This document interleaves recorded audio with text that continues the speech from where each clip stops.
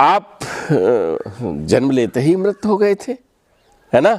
और फिर महाराज जी ने अपने दाहिने जैसे ही वो व्यक्ति मुड़ा है, महाराज जी ने आवाज दी, तू घूस लेता है। बहुत गुस्सा आया, तू अपराधी है, तू बेईमान है, तू नालायक है। आए तो वो आशीर्वाद लेने थे, लेकिन उनको दंड मिल रहा है वहां पर पूरी तरह से महाराज जी ने। तो महाराज जी कभी कभी दंड देते हैं ना, तो वो भी कृपा में बरसता है, ऐसा नहीं।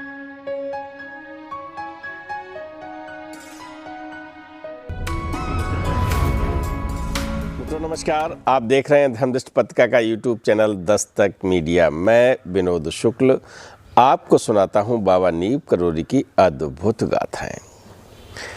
अद्भुत गाथाओं की श्रृंखला में आपको कभी हम कैंची धाम ले जाते हैं, कभी वृंदावन ले जाते हैं, कभी फोर्ट चर्च लैंड ले जाते हैं, कभी लखनऊ ले जाते हैं, कभी टाउस में पहुंचा देते हैं घर बैठे बैठे। लगता नहीं आपको आप साथ साथ जा रहे हैं? मेरा प्रयास ये रहता है 100 साल, 125 साल यानी 125 वर्ष से ज़्यादा हो गए महाराज जी जब मानव देह लीला में अवतरित हुए, और उस मानव देह लीला में जो गाथाएं आई सामने, जो संस्मरण आए हैं सामने, मैं तो आज भी ये कहता हूँ कि महाराज जी के वो अनमोल नगीने जिन्होंने मानव देह लीला में महाराज जी का सानिध्य पाया है, बहुत थोड़ी संख्या में है। अब संख्या बल इसलिए कह रहा हूँ कि प्रकृति का चक्र है, जन्म हुआ है तो मृत्यु होगी, ये निश्चित है। महाराज जी कहते थे राम नहीं बचे, कृष्ण नहीं बचे, मैं भी एक दिन चला जाऊंगा, और चले भी गए। ऐसे ही हमारे बीच में जो लोग हैं, मैं उन सबको प्रणाम करते हुए केवल एक बात कहना चाहूँगा कि आपके पास कुछ अनुभव हैं, आपके कुछ संस्मरण हैं, उन्हें आप अगर बताना चाहें तो मैं हाजिर हो जाऊँगा आपके पास। आप अगर खुद लिखना चाहें तो लिख दीजिएगा, और नहीं तो अपने बेटे, नाती, नाते या जिससे भी, आजकल सबके पास मोबाइल है, तो अपने अनुभव छोड़ जाइए इस नई पीढ़ी के लिए, क्योंकि महाराज जी की जो गाथाएं हैं, महाराज जी के जो संस्मरण हैं, वो सच्चाई से नई पीढ़ी, नए समय के लिए, और जब तक ये संसार है तब तक उनकी वो सच्ची गाथाएं बनी रहें, क्योंकि आने वाले समय में पता नहीं चलेगा कि किस गाथा को हम प्रमाणित करें और कौन सी गाथा, क्योंकि बहुत बार कोई झूठ बोला जाता है तो सच जैसा लगने लगता है। मैं दुखित इसलिए होता हूँ कि बहुत लोग बिना सोचे समझे, बिना उस पर शोध किए अपनी गाथा सुना देते हैं। तो ऐसा मत करिएगा, ये कभी कभी दर्द उभर आता है, वो मैं आपको बता रहा हूँ। तो अब ये आप सबका कृपामयी, मैं ये कहूँ कि आशीर्वाद मिल जाए लोगों को कि वो सही संस्मरण आ जाए। आज हम आपको लिए चलते हैं फोर्ट चर्च लैंड। महाराज जी तख्त पर विराजमान हैं, भक्त आ रहे हैं, प्रणाम कर रहे हैं, अपनी बात कह रहे हैं। महाराज जी कोई प्रवचन नहीं दिया करते थे, कहीं कोई कहानी ऐसी नहीं थी कि जहां वो अपने को कोई कहानी सुनाए, कोई गाथा सुनाए, कोई संस्मरण सुनाए, कोई आदेश करें, ऐसा कुछ नहीं होता था। सबको ये लगता था कि ये हमारे परिवार के मुखिया हैं, भाई कहो खेती कैसी हुई है, तुम्हारे घर में क्या चल रहा है, और वो तुम्हारा लड़का पढ़ गया तो वो डॉक्टर बन जाएगा, ये इंजीनियर बन जाएगा, जिसको ऐसे कह दिया वो बन गए। मैंने आपको निम्मी दादा की एक गाथा सुनवाई थी, पूज्य निम्मी दादा, उनके चरणों में अपना निवेदन समर्पित करते हुए, आप जन्म लेते ही मृत हो गए थे, है ना।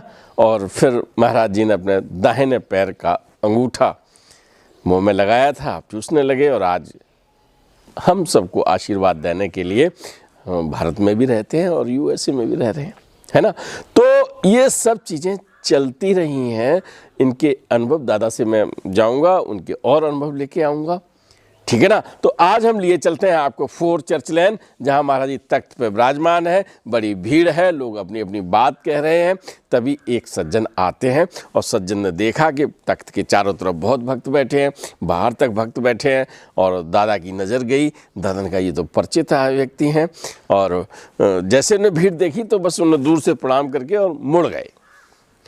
और जैसे ही वो व्यक्ति मुड़ा है, महाराज जी ने आवाज़ दी, तू घूस लेता है। अब उन्होंने अपने इधर उधर देखा, हाँ तू घूस लेता है, तेज आवाज में महाराज जी ने कहा। और आप ये समझ लो कि कई लोग हों, कई जान पहचान वाले हों, और वो अधिकारी रैंक पर है, और उससे महाराज जी यही सीधा सीधा कहते हैं। कई बार कहा तो वो मुड़े और बड़ी हिम्मत के साथ महाराज जी के सामने फिर प्रणाम किया आगे, और बोले महाराज जी इस नौकरी में तो सब लोग घूस लेते हैं।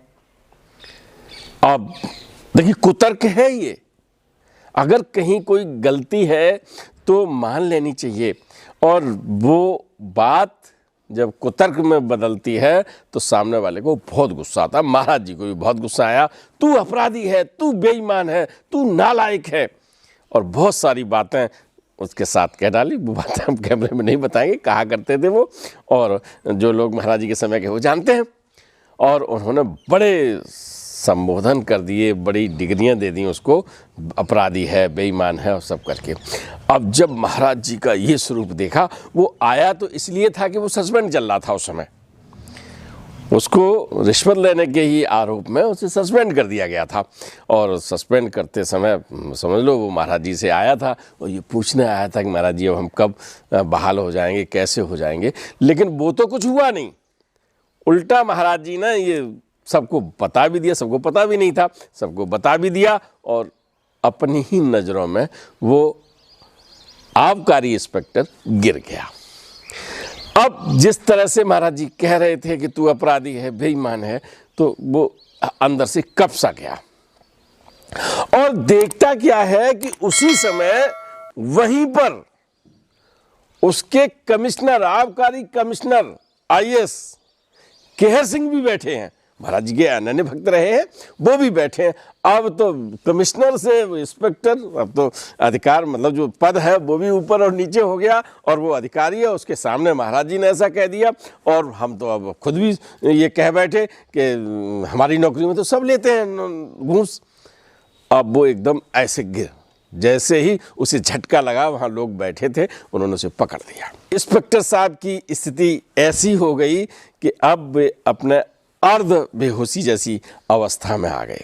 लेकिन महाराज जी की जो आवाज़ थी वो कतई नरम नहीं हुई, और वो नाराज़ लगातार हो रहे थे, और ये कहा कि तेरा कल्याण कैसे हो जाएगा, तू कुतर्क करता है, तू ऐसी बात करता है।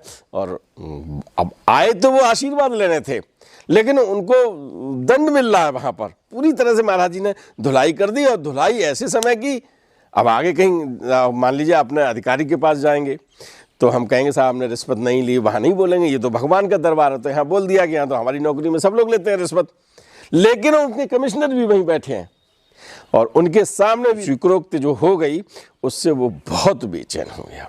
बहरहाल आबकारी इंस्पेक्टर बैठ गए, थोड़े संयत हुए, प्रसाद लिया, और बुझे मन से घर चले गए। जब वो चले गए तो महाराज जी का थोड़ा सा गुस्सा शांत हुआ, महाराज जी फिर से सामान्य हुए। अब महाराज जी तो गुस्सा एकदम हो जाते थे, एकदम शांत हो जाते थे, ये उनकी लीलाएं थी। जब धीमे धीमे सब भक्त वहाँ से दर्शन करके चले गए, संयोग रहा कि केहर सिंह बैठे रहे, या महाराज जी की लीला का एक अंश। फिर केहर सिंह से महाराज जी की बातें होती रहीं, और बातें होते होते फिर केहर सिंह भी प्रणाम करके घर चले गए। कुछ दिनों के बाद इंस्पेक्टर साहब फिर आए महाराज जी के दर्शन करने, और महाराज जी ने पूछा कैसा है। और इंस्पेक्टर साहब बहुत प्रफुल्लित थे, प्रणाम किया और कहा कि महाराज जी आपकी कृपा है, क्योंकि जरूर केहर सिंह से जो न डांटा था, जो अपराध का बोध था वो उसने कबूला था, उसका जो दंड मिला था उस दिन, भाई महाराज जी गुस्सा हो सकते हैं लेकिन अहित नहीं कर सकते। वो ऑन ड्यूटी हो गए थे, बहाल हो गए थे और पुनः उन्होंने अपना पदभार संभाल लिया था। उसी का आभार प्रकट करने महाराज जी के पास आए। और ये इंस्पेक्टर साहब दादा से बहुत अच्छी तरह परिचित थे, वहाँ जितने भी भक्त आते थे परिचित थे दादा के। और दादा भी खड़े खड़े मुस्कुरा रहे हैं, महाराज जी पूछ रहे हैं और फिर वो प्रणाम करके और जितना वो आभार प्रकट कर सकते हैं हृदय से, जितने बुझे मन से उस दिन गए थे उससे कई गुना वो प्रफुल्लित थे, है ना। तो महाराज जी कभी कभी दंड देते हैं ना तो वो भी कृपा में बरसता है। ऐसा नहीं है कि साहब लगता है कि दंड मिल रहा है, लेकिन जब पता ये चलता है कि दंड रूपी कृपा मिली है उसमें भी भक्त प्रसन्न होता है। ऐसे कई संस्मरण हैं, है ना। आज तो ठंड है ना, अब इस संस्मरण को सुनाते हुए आप तापिए, गरम गरम चाय पीजिए और फिर अब हम भी चलते हैं। इजाज़त है, राम राम।